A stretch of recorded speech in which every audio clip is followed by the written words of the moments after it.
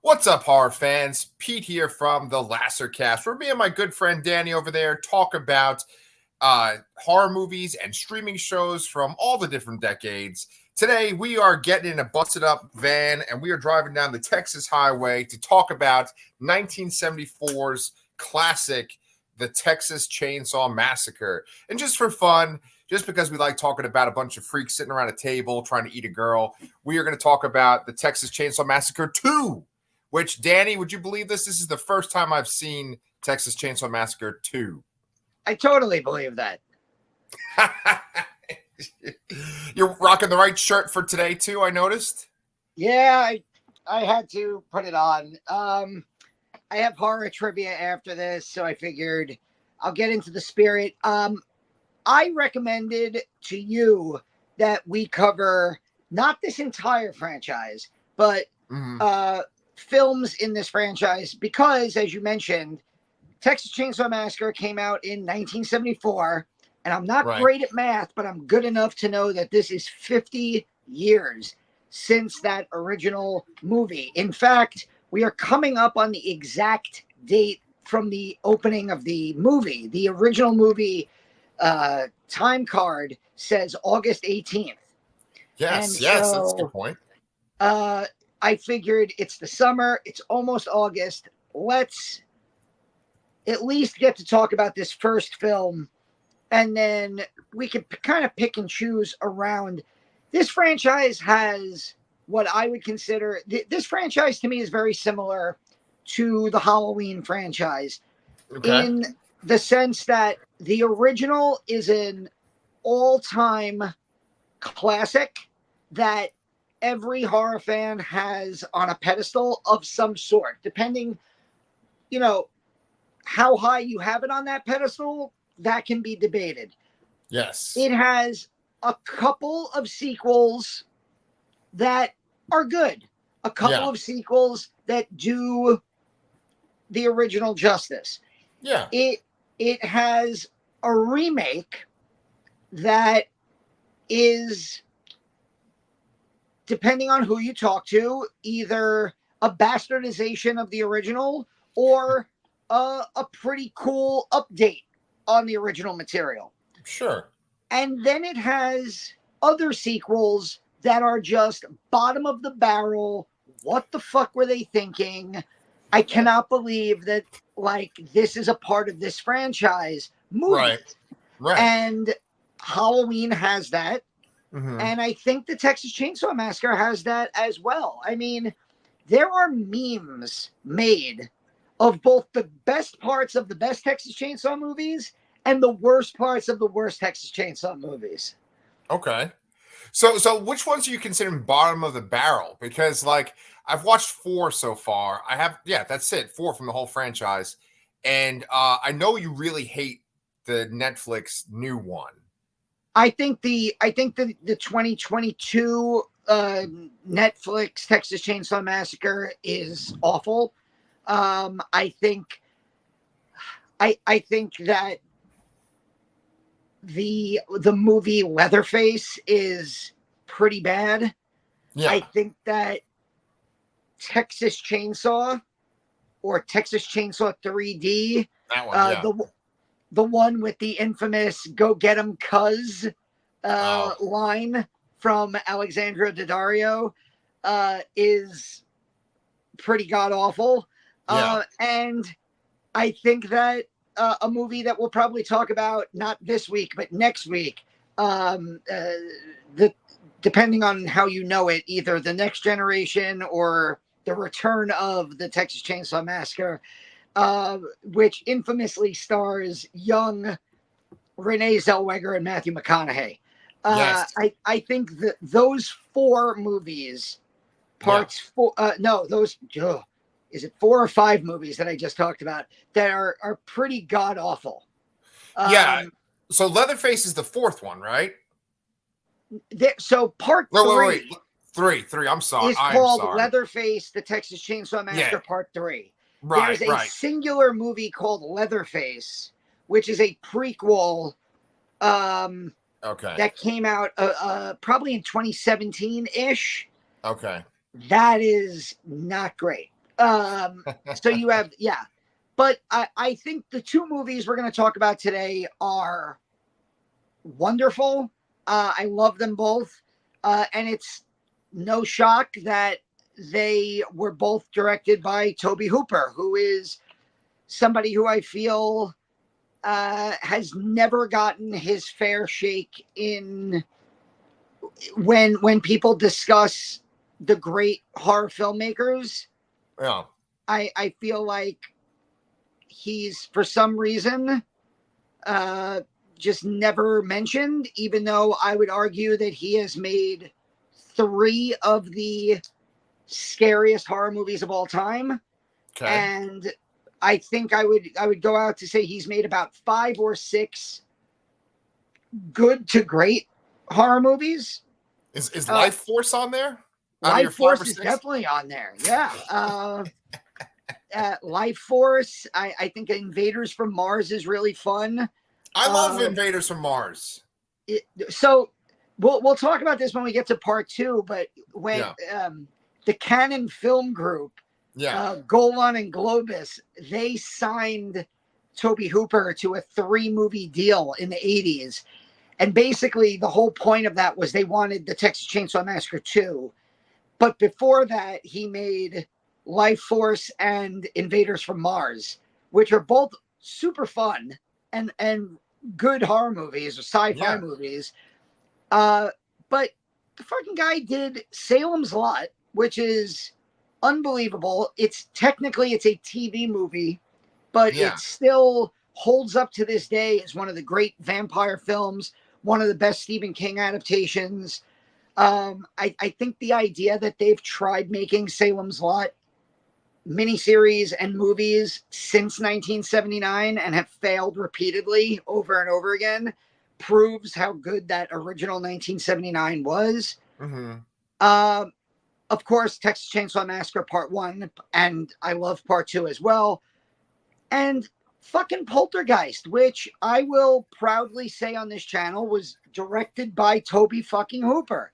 And yes, Steven Spielberg was an executive producer, and he was there and he was on set, but Toby Hooper directed the movie and he deserves the credit for it. And I really think that, and this is a conversation for a whole nother video, but I think that the Steven Spielberg controversy with Poltergeist kind of keeps Toby Hooper out of that conversation, because people are always like, oh, well, he did the Texas Chainsaw Massacre and Salem's Lot's a good TV movie, but really, what else did he do?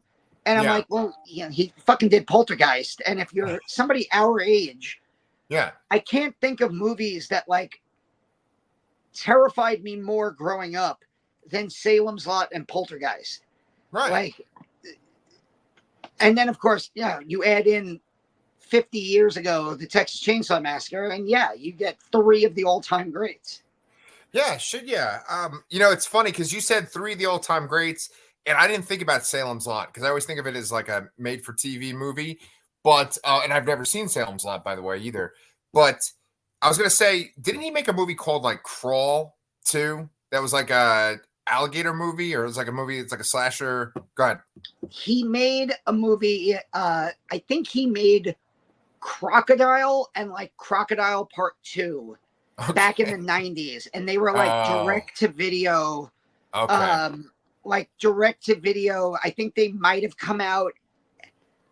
I don't know if they came out after like the Anaconda Lake Placid era, and I think they were like made quickly to like go out on the VHS shelves in the late 90s.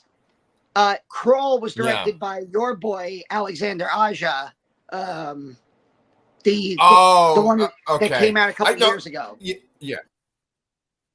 Right. Okay. Yeah. The reason why I was even thinking of the name Crawl is because Texas Chainsaw Massacre is the #1 movie on Shudder's 101 scariest horror movie moments of all time list. And I remember that there was another movie they talked about where it's like similar to Texas Chainsaw Massacre, where it's like rural, but there's like a crocodile that people like. They always claim that that's Texas Chainsaw. Yes. Go ahead. The movie you're thinking of is called Eaten Alive, which Toby Hooper directed in There the you go. mid 1970s. That's what. Okay, Okay. That's that what I was looking movie. for. Now you've seen X. Right. Right. X is basically Ty West Right. merging the Texas Chainsaw Massacre and Eaten Alive into one like Toby Hooper homage Yes. masterpiece a Yes. couple of years ago. Yeah. Yes, because it's about a crazy guy who feeds like people at a hotel to his pet crocodile Right. that he keeps in like the pond in the back. Yeah, well, let's talk about Toby Hooper and Texas for a second, right? Because obviously I did think that this like heavily inspired X, that's for sure. But as a guy that lives in Texas, I had not seen this movie since I've moved here. And I've lived here for like almost 15 years at this point.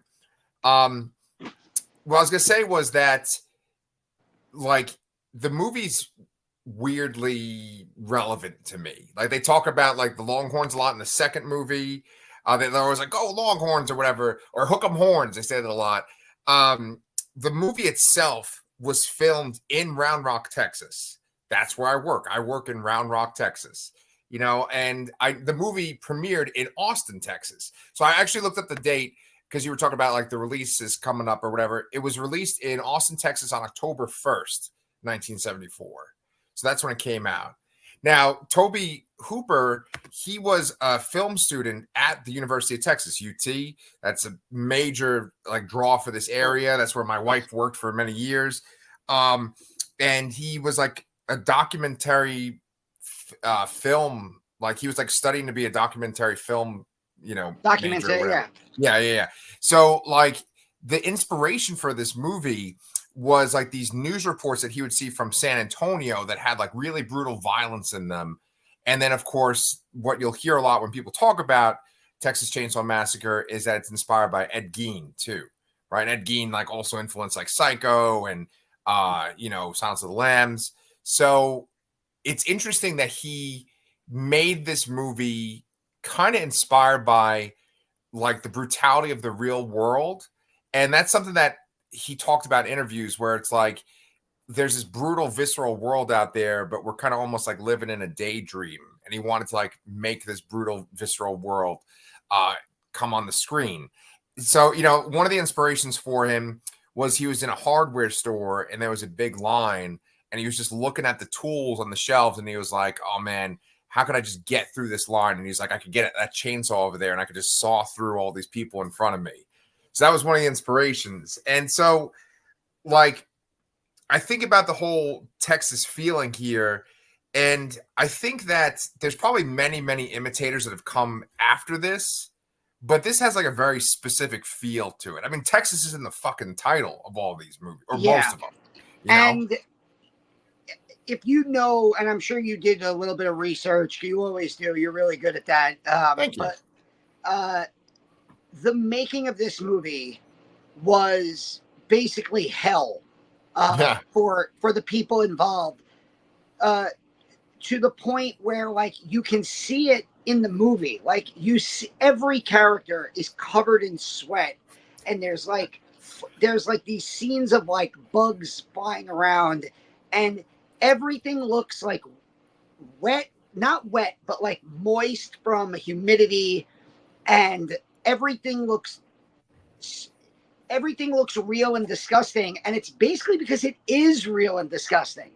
And like I actually thought about you rewatching it for probably the 50th time because I'm like, this is like Pete fucking lives there, and like he's probably driven past that gas station. Mm-hmm. He's like, you probably see houses with like these sprawling yards filled with like beat up old cars that have been dead for longer than we've been alive. You probably, it's just, you've had those days. Like I complain about the New York heat and the New York humidity, but I've been to New Orleans. I've been to Louisiana, which is very close to where you live. And there's a huge fucking difference between like Southern humidity and like a hot New York day. Yeah. And to the point where it's like, you don't even want to go out into the pool because you're going to be in the pool and you're going to feel like you're just boiling in water. Yeah, everything you just said is true. I mean, I just went on a road trip to my wife's dad's house, and he lives in the Houston area, and we were going down to Galveston too. And you drive past all these houses that do have the broken down cars, like you said, and there's like broken down planes and stuff, and there's all these weird signs too. When I'm watching this movie, it just cracks me up because they stop at that one gas station, and the guy's like, "I got good barbecue," and you know, when you live in New York for your whole life and then you move to Texas, you kind of think that Texas is Texas Chainsaw Massacre. And, you know, I've watched 1 through 4 at this point, and I'm thinking about like when Viggo Mortensen shows up and they're like going to use a bathroom and it's in this like rundown gas station. And I'm like, that's kind of what I thought Texas was, where there's like a cowboy looking guy. And, you know, you think that there's cowboys all over the place and that's just all dusty and desolate. And there are absolutely 1000% places like that. Now I live in a suburb of Austin, so it's not the same. It's pretty suburban here, but I always would have that fear of just breaking down on the side of the road, my car breaking down, and then having to go look for a phone, and then going and into this like desolate house, and you know having this. I feel like being, and I've said this to you before during recording, where it's like living in New York my entire life. I grew up in Brooklyn, the most populated borough in the biggest city in America. And I think it's because of that suburbs and rural areas have always really creeped me out because they're so foreign to me. And to a point where I also am a huge horror fan, and I grew up watching movies like Halloween, which takes place in the suburbs. The Texas Chainsaw Massacre, which takes place in rural Texas. You know, all of these movies growing up are in these like, you know, there's very few big city horror movies. Right. It's why, like, when you see one, like Evil Dead Rise comes to mind, and you're like, oh, that's so cool. It's like, oh, they're taking the Evil Dead and they're putting it in an apartment building.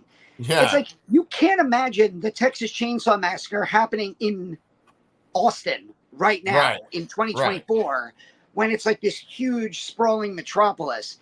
But like 1973, 1974, and like you mentioned, the feel of this movie. What I love so much about this movie and why I was really happy that Shudder put this at number 1 on the scariest movie moments list. To me, from like the 35-minute mark of this movie to the end, it feels like a snuff movie. Feels like it feels like a snuff film to the point where you don't really know if what you're watching is real anymore.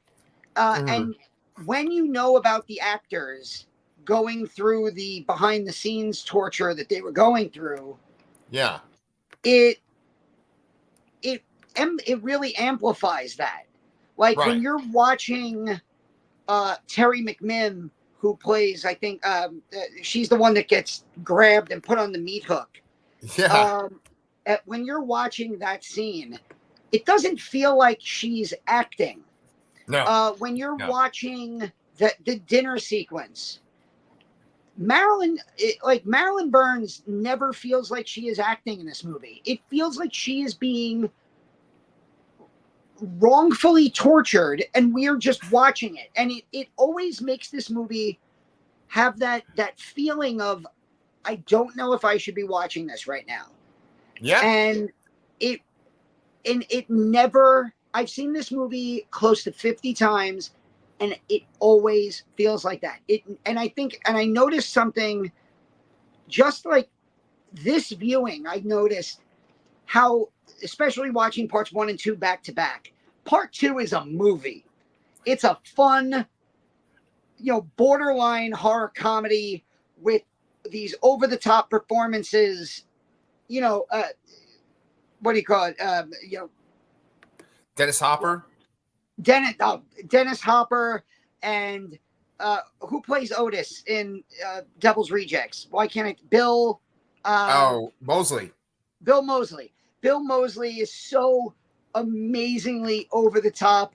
You know, Leatherface is dancing like this with the chainsaw. Yeah. And there's like fun music in the movie. Yeah. There is no music in the original movie. Yeah. All you hear are like animal sounds, screaming, and whatever noises that the Sawyer family are making. Yeah. You know, Well, you know, one other thing you do hear though is like news reports. Like, see, well, I was gonna say like the beginning of the movie, and the I guess it kind flashbulb. of, yes, that meow, which is like in every fucking movie that has Texas Chainsaw Massacre as the title. But I was gonna say that like the beginning, I just would try to imagine like being in the theater 50 years ago, watching this movie in a theater, not really seeing anything like it.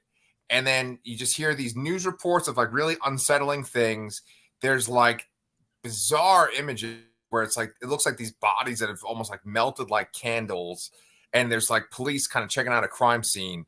And, you know, a lot of this stuff kind of carries over into the other sequels. It's always like they're looking at the aftermath of this like bloodbath or like this like disturbing thing that's been found. And I think that that's why this movie, this original movie, but then its sequels too, are so effective because it really sets the scene of like, this is what you didn't realize was going on. And this could be in real life where someone is doing this like fucked up stuff. It's like almost like another planet because it's so different and savage and barbaric. But it's happening right down the road in Texas. And, you know, it's, I did not remember how effective that opening sequence is before we get to the kids on the road trip. I mean, the slow panning back from that corpse. Yeah. That is like creating a monument on a gravestone, and hearing in the background how there have been grave robberies where pieces of bodies have been missing, and then you might forget about that, and then like on a second or third viewing, you're watching Pam fall into the living room of the house, and you're looking around at all these bones and a couch made out of bones, and then the picture in the background of the dinner table where the lamp is made out of a human face, and there's body parts everywhere, and she's tied to the chair, and her arms are on other arms, and you're just like, oh, the body parts from they're like you start to put because it's once you almost forget, like there's part of me watching this that almost wished that it didn't have the iconic John Larroquette opening. Mm-hmm. Because if it doesn't have that, and if it just opens on a group of 5 people in their giant Volkswagen van heading down to visit their grandparents' old house in Texas, and 35 minutes in, the guy stumbles into a doorway and here comes Leatherface, that is still one of the greatest moments in horror movie history. But I can only imagine if the movie didn't set you up to know what was going to happen, how shocking that would have been, and how crazy audiences would have been if they just walked in and they're like, oh, what a gross like body on that thing, but oh, here's these 5 teenagers and here we go. And then you know, they stumble into, and you know, like it really is such a bizarre movie in the sense that Halloween is about Michael Myers stalking these kids. Right. Nightmare on Elm Street is about Freddy Krueger stalking kids in their sleep, in their dreams. Friday the 13th is about, you know, Jason and his mother are they're stalking camp counselors. Nobody is stalked in this movie. The kids put themselves into every position. Leatherface is perceived as the big bad when he's, you know, people have made the joke for years now of, oh, Leatherface did nothing wrong. He was just protecting his home like any Texas man would. Yeah. But just no guns. He's like, we're watching this as educators and we're like, oh, he's obviously like an inbred hillbilly who doesn't know what he's doing and or capable of. And he's, despite his size and stature, he's being bullied by his older brothers who are like calling him names, yelling at him, it to a point where it is almost darkly funny at points. Oh yeah. Jim Sidow is one of my favorite performances in this movie. Like Okay. when he comes home and he's already screaming at the hitchhiker about what an idiot he is. And then he stops and when he just goes, look what your brother did to the door. It's fucking hilarious. And Yeah, like, yeah. and, but it's so fucking perversely dark. And then like everything about this movie, I just love. I mean, we're talking about one of the greatest movies I think ever made, let alone horror. It's 50 years old. We're not going to like offer any brand new insights. It's just like, I just enjoy. And it's also like, you know, you talked about the franchise, how the rest of these movies, but like I think about Rob Zombie, House of a Thousand Corpses, and The Devil's Rejects. The Firefly family is an extension of the Sawyer family. Those are like not, you know, those are homages / remakes of the Texas Chainsaw Massacre. Yeah. X and Pearl are, especially X, of course, is basically like a modern horror director paying total homage for 100 minutes to Tobe Hooper's work from the early to mid 70s. And they're movies that just continue to resonate today. And you know, there's all the other aspects that we haven't talked about yet, of like the treatment of handicapped and mentally ill people, the treatment of war veterans, and there's like a whole Vietnam subplot to this movie that isn't really explored. Yeah. They get more into that in part 2 with with, with Chop Top and his Vietnam plate. Yeah. I love Chop Top, and you know, I knew that this one was going to be great. I've always seen that fucking Breakfast Club poster, that, you know, where it looks like the Breakfast Club, but it's the weird family.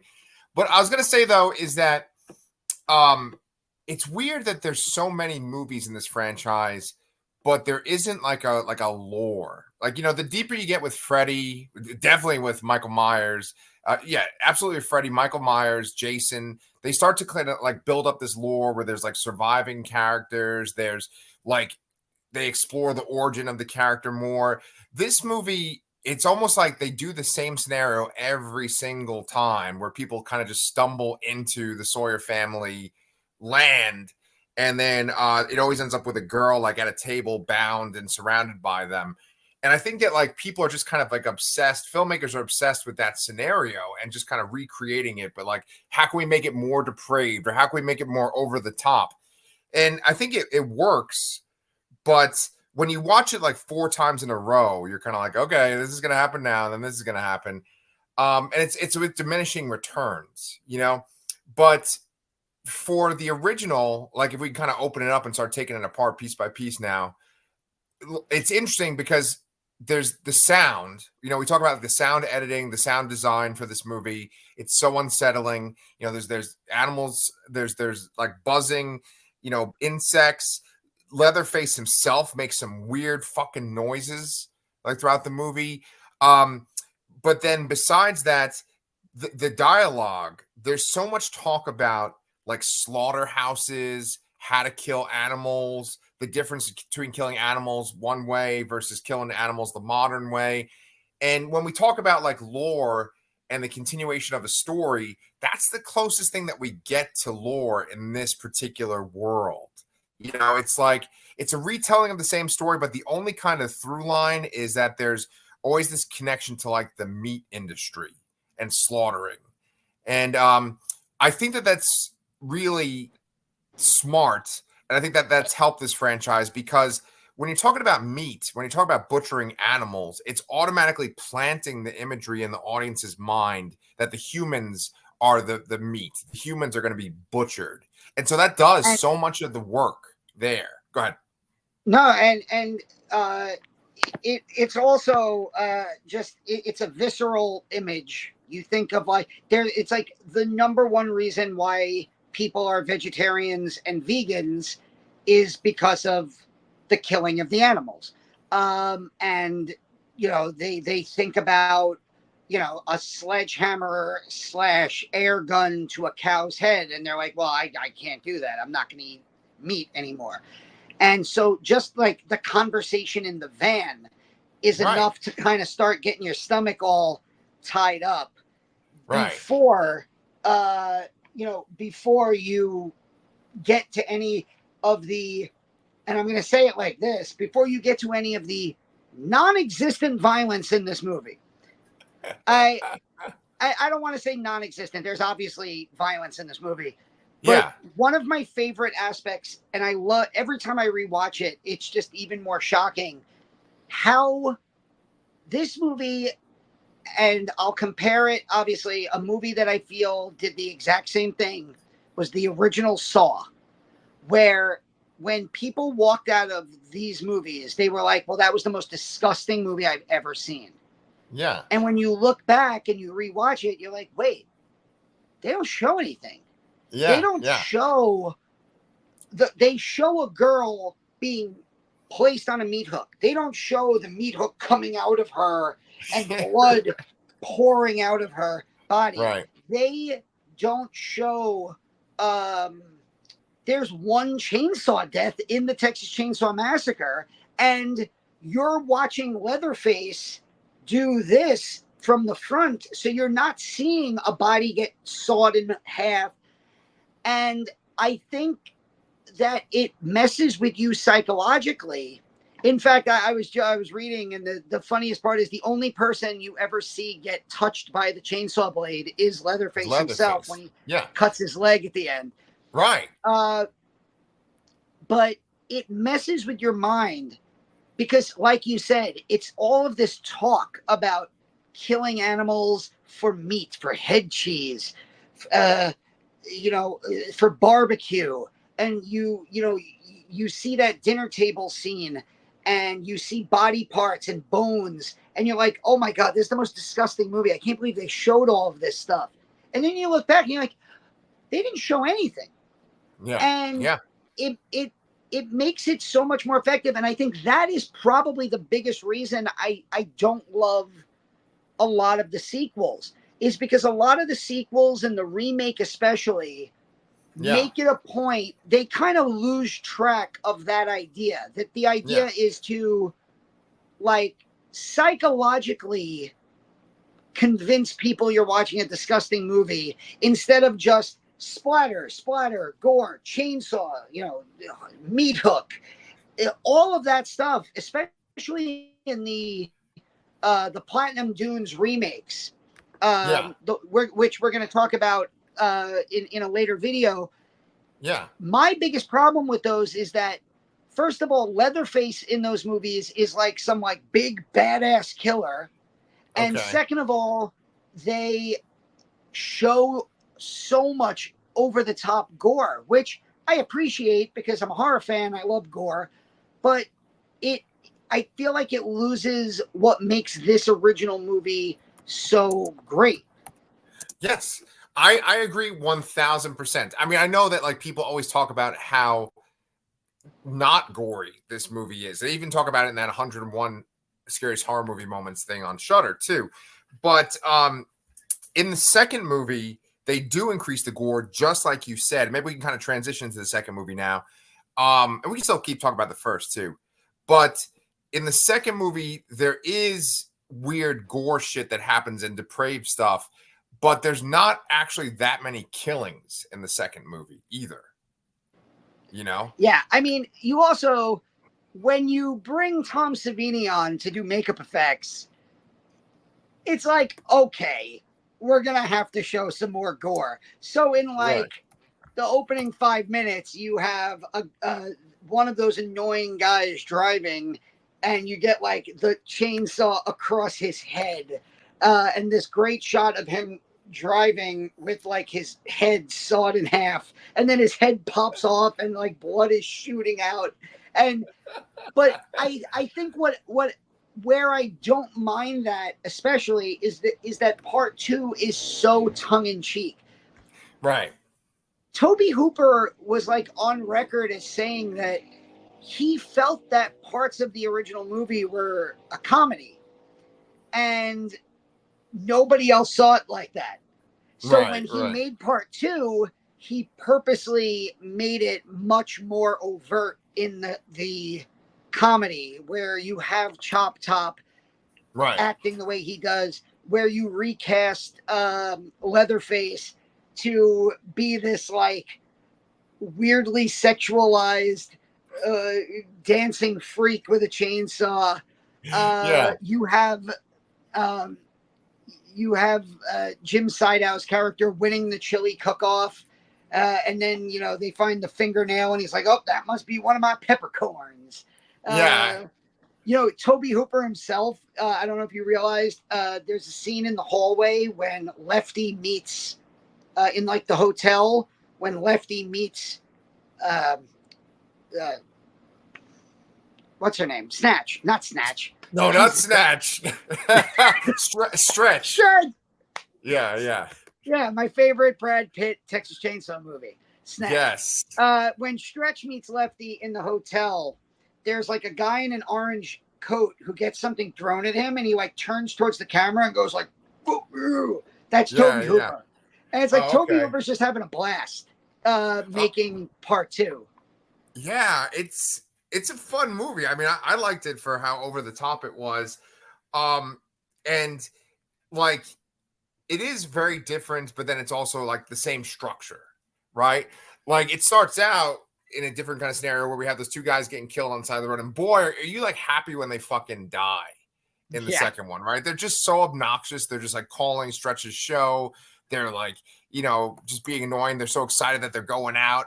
And then they just fucking piss off the wrong motorist. It's Leatherface on the side of the road with this like weird corpse that they're like wearing too, right? So that was a change. I think that is supposed to be the hitchhiker from part one.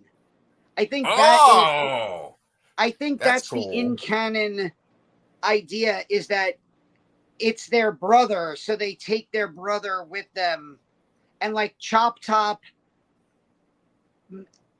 maybe he was in Vietnam during the first movie, or maybe he was in the hospital getting his plate added. Although that doesn't feel like something that the Sawyer family would do. Go send their family member to a hospital. It feels like they would do it themselves. Right.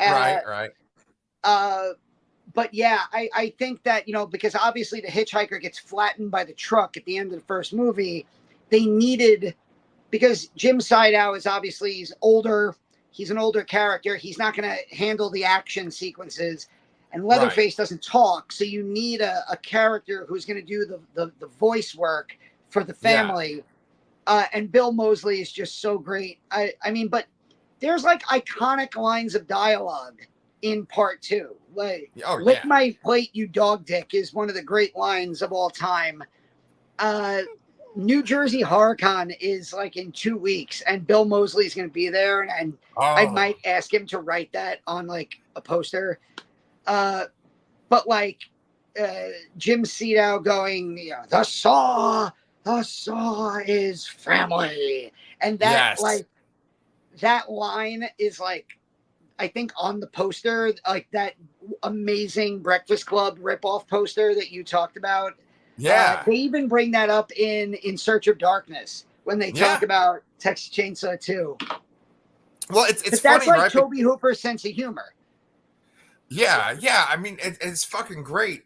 When he dies at the end of the movie, when he's like going to go take himself out, that's so fucking funny too. Like he gets a fucking chainsaw like up the ass for a second, or like the top of his ass or whatever. And he's like, "Oh, I might have got my hemorrhoids." And he doesn't say hemorrhoids. He says something like my H's or something, or my hems. Like got my hemis. Yeah, it's just really funny. He's going to like And then he has a fucking grenade at the very end too. But I mean, I don't want to jump all around, but we should talk about Stretch, I think. Because like she's much more fleshed out, and then Dennis Hopper's character has his own little backstory and stuff, Lefty. Stretch, I remember seeing actually I read a book, I think it's called Men, Women, and Chainsaws, or it's a book about final girls essentially, and it's a horror book. I read it in college and I loved it, and there was a whole section about Stretch and her interaction with Leatherface, and I was waiting because I knew there was this scene where Leatherface was essentially going to put the chainsaw by her crotch, and it was going to be like kind of mimicking like that, like the chainsaw was his dick, and I didn't realize. Caroline Williams has talked about that a lot, and she, like, I think very correctly defends that scene. Like, I think a lot of people when the movie came out were like taken aback by that scene. Of course, it's fucking Texas Chainsaw movie, but they were like, "Oh, that's too far." And I think that the way she's always said it, and I know what book you're talking about. It is a book about final girls. Yeah. And I'm gonna look it up while you're talking. Yeah, but she has always defended that as like, as a woman, she did whatever she had to do to survive that moment, and if she had to use her sexuality to, kind of play off of this very slow-witted character and almost manipulate him to not kill her. She always talks about it as an empowering moment, and how like a woman can use her sexuality to get out of a dangerous situation. Right, exactly. It's such a big part of that Men, Women, and Chainsaws book because they go into the idea of the slasher and how like the slasher's knife is like a phallus, and that the slasher always targets people that are having sex, and they're like sort of this other that has been like neutered in a way, and the knife is like their sexuality. And so for Leatherface, instead of a knife, it's a chainsaw. And I mean that scene's very explicit where she's like, are you going to be good, or something? She says something like that, like, how good are you? And she's saying that he's kind of like grunting, and he's like and I didn't realize how long that was going to go. And I think one of the things that this franchise does very well, and I know it's absolutely inspired filmmakers from today, is that like prolonged encounter with the killer. Like, you love fucking one of my favorite movies, fucking Art the Clown. What the hell is that shit? Terrifier 2. Right. Terrifier. By the way, did you see the new Terrifier 3 teaser trailer got released today? Oh, coming out October 11th. I'm going to go check that out as soon as I can. But like, that movie has these like prolonged encounters where the guy's just fucking tearing people apart and doing all this depraved shit to them. Like, this franchise has that, where like Stretch's co-host or whatever, the guy that's helping around the book. Yeah, like they just fuck him LG. up. Right. They like fuck him up at the radio station. Then at the end of the movie, his face has been removed. Leatherface puts his face on Stretch. Then she eventually puts the face back on him. You say poor LG. I actually thought that kind of like really touched me, where like he's trying to get out of there. He's trying to get out of the situation. He's trying to go off with her, but he just can't do it because of all the fucking damage that's been done to him. And he just basically just dies on the ground. I don't know. I liked the movie. I so far, out of all the sequels, that's my favorite one that I've seen, but I've only seen 3 sequels. I've seen them all, and I think you have, again, not to beat the dead horse, but it's very Halloween 1 and 2, where you have an all-time great, undisputed classic film, and then you have a really good sequel.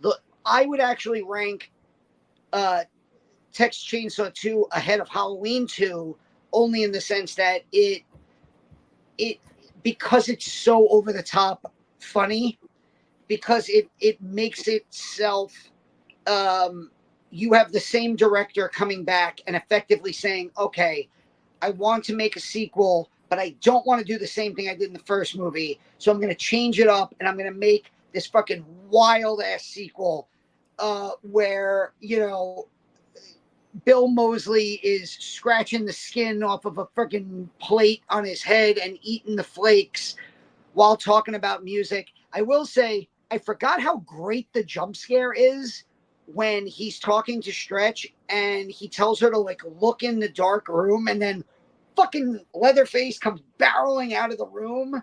Yeah. That is a great jump scare. It has its scary moments. It has its over the top gore where the first one doesn't. And it's funny as fuck. Like Halloween 2 was a good sequel to a great horror movie, but it doesn't do anything different. It's like, oh, it's a sequel. So here's more victims. Here's more of what you expect. And I think I appreciate Texas Chainsaw 2 more because of how wild and crazy and different it is. But right. Especially the ending. Oh, go ahead. Oh my God. The ending is, I mean, to basically take Gunnar Hansen, who I don't think we've mentioned Gunnar Hansen's name. I love that man. Gunnar Hansen as Leatherface is just perfect. I love his physical acting is one of my favorite parts of the movie. Yeah. Because he's, again, like, he is the guy on the t-shirts. He's the guy on the coffee mugs. He's the guy on the posters. But he's like the third most, he's the least evil character of the evil characters. Yeah. Like, you genuinely feel bad for him when Kirk is the first guy that gets killed. When Sally's boyfriend gets killed, and he runs into the kitchen, bashes him with the hammer, and then he starts like flipping out and he's running around, and you really get this idea that if he could talk, it would be like, where the fuck are these people coming from? Why do they keep coming into my house? What the fuck is going on? Leave me alone. And then like he sits down and the way he rocks back and forth, the way he like his tongue sticks out and messes with his fucking mouth guard and teeth. Yeah. Like at the end when he's wearing the makeup and he's serving dinner, it's so fucking great. And so I don't know if I ever told you this, but the very first horror convention I ever went to was Monster Mania. I want to say 2. Okay. They're up to like Monster Mania 60 now. Jesus. So this was probably 2000. It was like early 2000s. So like 2002, 3, 4, around there. I was like probably 22, 23. And Gunnar Hansen is one of the guests. I met him. I got like his autograph. I have it somewhere. But we get to the hotel where Monster Mania is. And like we all kind of go in. I think Chris was there. And I'm like, all right, guys, I'll be right back. I'm just going to run to the bathroom. I go to the bathroom and I'm at the urinal. And a guy next to me at the urinal is like twice my size. And I just kind of go like, I look up like this to see like the size of this, like who is this monstrous person standing next to me? And it was Gunnar fucking Hansen at the urinal. Oh my God. So I peed God. next to Leatherface. That's fucking crazy. Did you say something to him? I didn't say anything to him. I was like, hey, love your chainsaw. Oh my God. No, I did not, but I did later on in the day.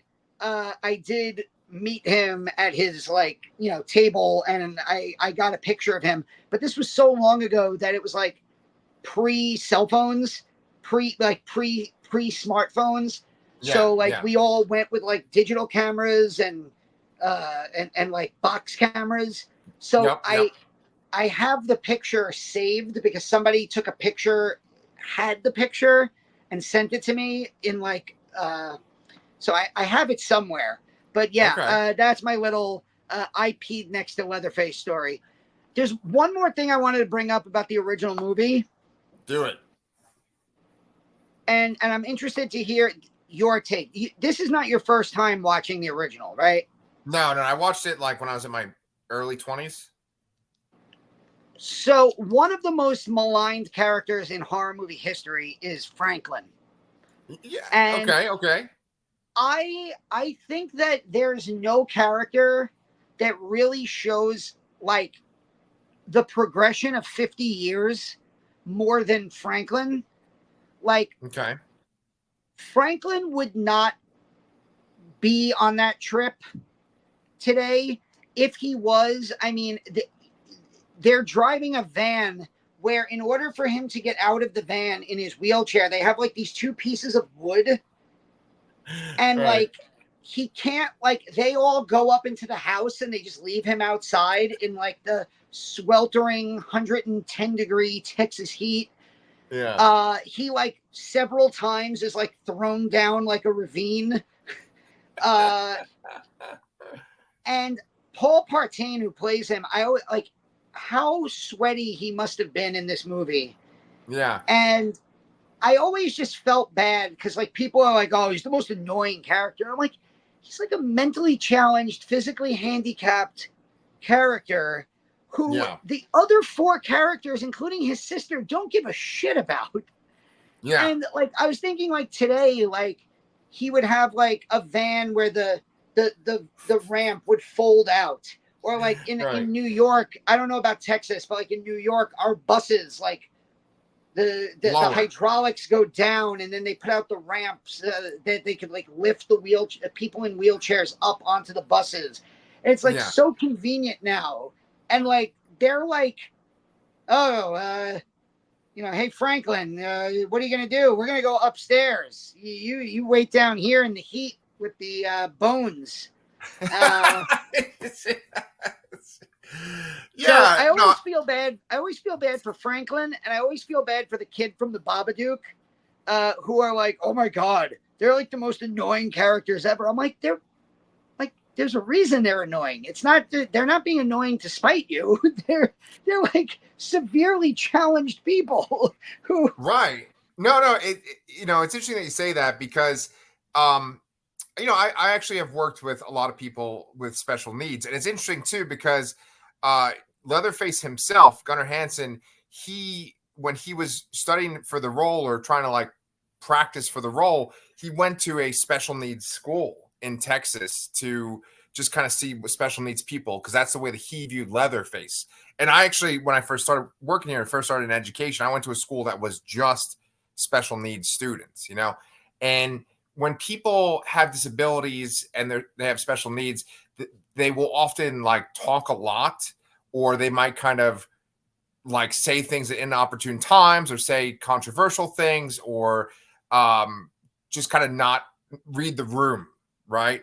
And so I got that vibe off of Franklin as well, where he just keeps talking over and over again. He keeps talking about the hitchhiker and is he going to come after us? Is he going to get us? And, I understand that type of character. And I know that like he's annoying to the people around him, including his sister. But then on the other hand, it's like he's talking so much because otherwise, like you said, they could care less about him or want nothing to do with him. Right. So it's kind of like he has to get that attention. He's fighting for it. And it's also one of the things that kind of cracks me up is his name is Franklin, and one of the main barbecue chains here. Franklin Barbecue, of course. Right. Just like Black's Barbecue, and yeah. And I have friends that travel from New York to get on like the Franklin's line at like 6:30 in the morning. Exactly, and I did that too. One of my last days of school, it's the first time I ever went there, and just wait in line for like hours to go get barbecue. It was pretty good. But I would say for those of you that are watching in Texas, I would say that Southside Barbecue is my favorite barbecue here in Texas. But that might be controversial. I don't know. I do know people that have eaten Franklin's and swear by it. Yeah. But I mean, there's so many chains and there's so many good ones. There's another one called Rudy's. That's kind of the first one I went to, and I really like Rudy's too. Smoky Moe's. But dude, I'm just talking about this shit because I haven't had dinner yet. I'm getting hungry. Yeah, me neither. But Drayton Sawyer makes the best chili in Texas, Oklahoma, It's the meat, Yes. you know. Don't Yeah. skimp on the meat. Yeah, and one other thing too, since we're talking about restaurants, I think I've probably mentioned this in a previous recording, but the fucking house from Texas Chainsaw Massacre, they moved it from Round Rock, Texas, to another part of Texas, which is like less than an hour drive from where I live, and it's a restaurant called Hooper's, and you can go eat at the fucking house from The Texas Chainsaw house Massacre. or the gas station? The fucking house where Leatherface Oh, is. that's awesome. Oh, I would Dude, if you love ever to do come that. visit me, let's fucking go there. Yes, that's going to be on my summer 2025 agenda, because I was just thinking, watching this movie, I need to spend a few good hours in the summer in Texas. Yes. Yes. Yeah. Well, hopefully that's on after Project 2025. So, Yeah. isn't it fucking crazy? It's been so long since we recorded. I think there's been a presidential assassination attempt. The candidate for the president stepped down on the Democrat side. I mean, it's fucking crazy. But I don't want to get political. I mean, this movie's fucking scary enough. It's scarier than the real world. Was there anything else that you want to say about this movie or the second movie? I can go on and on about the Texas Chainsaw Massacre franchise, about the original movie. I genuinely think it's one of the greatest movies, not horror movies, just movies ever made. Yeah. One of the reasons I brought up that we should cover it is because, just to prove my point, MoMA, the Museum of Modern Art, is doing screenings of it for its 50th anniversary coming up in August. And I think you can go on their website as of August 1st and you can try to get tickets if you're not a member of MoMA. So I'm like waiting until August 1st to try to get a ticket for that. Aside from that, I'm trying to think what else we have. We have been doing the M Nights of Summer. We have a bunch of M Night Shyamalan movie reviews. Right. The Split, The Village, Unbreakable, and The Visit. And probably next week, maybe later next week, we'll be able to review his latest film, Trap. I also have a few short reviews. I saw the new horror movie Oddity. Really cool little movie. Well worth checking out. You could check out my spoiler-free review of that. I've been falling down a well of Tubi late 80s, early 90s kind of sleazy horror thrillers. And I planned on doing a like Tubi Tuesday horror movie video, and then I accidentally spontaneously went to a concert last night, so I didn't get to do that. But if you're in the mood for a good piece of late 80s, early 90s sleaze, the movie The Banker is on Tubi. It's really fun. It's got a great cast: Robert Foster, Duncan Rager, Richard Roundtree, Jeff Conway from Grease. And I did a short review of that movie as well. And then you can fall down a rabbit hole of Tubi movies as well. But yeah, I think that pretty much covers what we have going on. Yeah. Yeah, fucking Tubi is great. In a world where you got to pay for all these subscriptions that never have the fucking movie you're looking for, Tubi's free, has an amazing, yeah. Texas Chainsaw 1, Texas Chainsaw 2, and the Texas Chainsaw Massacre, A Family Portrait, which was an hour-plus long documentary about the making of this sweaty-ass horror movie, is also on there for free. If you haven't seen them, of course, or if you just want to rewatch them, can't do better than that. Shit. Okay. Yeah, cool. I actually want to check that out. The documentary. Yeah, so that's pretty much it, guys. We talked about a lot of random shit to have to do with Texas Chainsaw Massacre. We're gonna do the next two movies, and then we're gonna do two of the remakes down the road. Keep with us for our Shyamalan coverage as well. We are so grateful for you guys watching, for you commenting. And Danny and I will